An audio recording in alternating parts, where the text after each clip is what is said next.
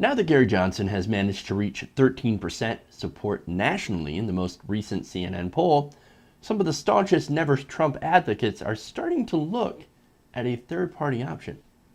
This includes Jeb Bush. Libertarian Party presidential nominee Gary Johnson was on CNN on Wednesday and suggested that former Florida Governor Jeb Bush was considering backing him for president. Now, Johnson was on CNN, and well, he had this to say. Watch. Level with us. Are you talking to Jeb Bush? Have you had a conversation with Mitt Romney? You know, I think you don't go from being Republican elected. You don't go from being the Republican nominee to say, "Hey, I'm supporting Gary Johnson." No conversations, though. I can't say that we haven't had conversations, but no push on the conversation. So you have had conversations. Well, and who initiates those conversations? Not me. Not me. I didn't initiate. No. Jeb's coming to me. He's coming to me. Interesting. Now, Johnson also said he hoped to gain more support from Republicans as they find, quote, a lot of common ground between the GOP and the Libertarian Party. Now, that is, of course, is unfortunately 100% true. Gary Johnson is the conservative movement without the bullshit wars and the, religious social bullshit. Now, you might think that, hey, man, that sounds good. I mean, there are some things in there that sound fantastic. Well, you might think Gary Johnson sounds fantastic until you realize that he's against things like regulations on banks and corporations. Yes, he's against big government, but that means things like the EPA, Social Security, Medicare, universal health care as a whole, as well as really important things. In fact, he believes that in climate change, and he believes in evolution, but on climate change, he's like, no cap and trade. Cap and trade actually sounds like it would be very, very beneficial to implement. But hey, what do I know? I'm not a libertarian. Now, I have some quotes here on what he thinks, what he would do to Medicare and Medicaid. All right. He said, I would have the federal government cut Medicare and Medicaid by 43% and block grant the programs to the states with no strings. Take away the strings and give the states carte blanche for how to give health care to the poor. Now, I believe that was back in 2012. Now, what his plan means that if you're poor and need health care, you're essentially going to end up being out of luck. Because what happens when you block grant a program? They cut it, especially with no strings attached. They either cut it and put it towards other things, or they decide not to spend it. And then, of course, when they do decide to spend it on healthcare, they end up giving as few people as they can access to it.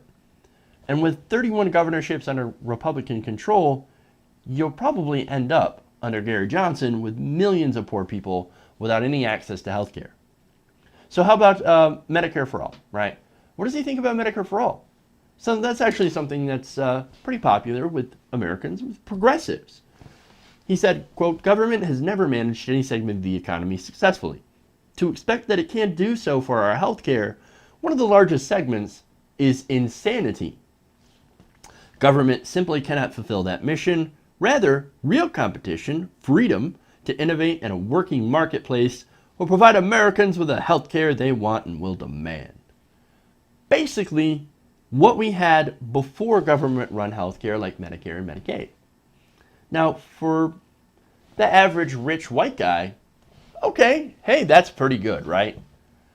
For the poor person, well, that doesn't turn out so good. Now, what about taxes? His stance on taxes from June 2011 says, eliminate corporate income tax is a real way to create jobs.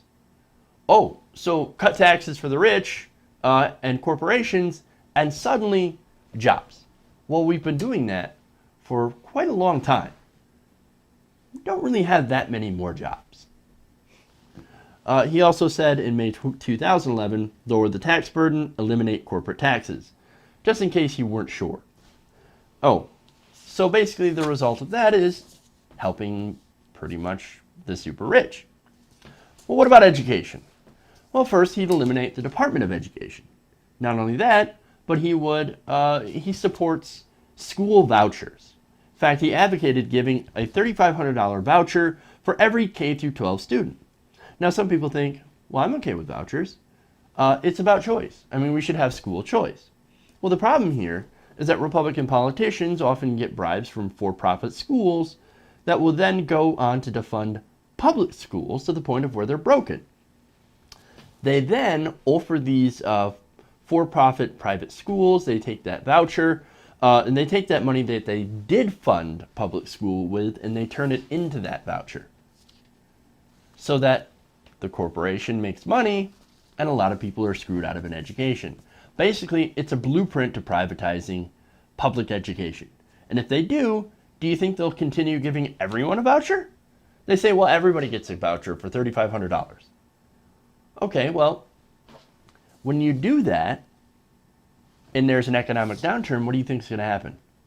Are they going to continue giving vouchers to everyone? Or to only certain people? I mean, think about it. Most likely, poor people are going to get the shaft. They'll either have to take on debt to get a K through 12 education or not go to school at all, which is a disaster. And unfortunately, that's the future of education under a libertarian president. Now, if you don't think that that's what he'd do to a public school, look at what he'd do to college students. He proposes to eliminate student loan program. Now, look, student loans aren't a great thing, right? And if you get rid of that, the need for student loans by increasing funding to state universities to offset tuition, okay, that might be something that works. Because look, back when college was more affordable, it was because the states were funding their schools far more to offset that tuition. Now, well, they're not. Once again, 31 governorships, what they do, the first thing that they go to chop is the budget for higher education and for public schools. So, as far as what his plan would be, he just says, get rid of student loans and rely on the magical hand of the free market. That will fix everything. Well, in our experience, it really doesn't. Now, the point of bringing all these to you is that if you are a Bernie Sanders supporter who is looking at Gary Johnson, I suggest that you look elsewhere, because on a lot of these policy positions, they couldn't be further apart. Now, I'm not saying that Johnson is as bad as Trump. I even agree with Johnson on some of the issues. For example, the military. He's not in favor of endless wars. That's great. I definitely support him on that. And he's against the domestic spying program. That's fantastic. He's good on some issues. Even ending the drug war, he's good on that issue. He's good on a lot of issues. I don't necessarily agree with him 100% on his stance on same-sex marriage. Basically, his stand is, yeah, I allow gay people to get civil unions because, we're going to just get rid of all marriage. What we're going to do is that we're going to get the government out of marriage completely. Yeah, I don't necessarily agree with that. But look, there are some policies that I agree with him on, but there are a lot of policies that I don't. And on the economic, jobs, and government programs, make no mistake, he's as Republican as they come. And if Jeb Bush is seriously looking at supporting him, that should make a lot of you out there pause. I mean, look, even if he supports Johnson in order to spit in the eye of Donald Trump, remember, they still have a lot more in common than their dislike of Donald Trump when it comes to policy. And that's all I'm trying to point out.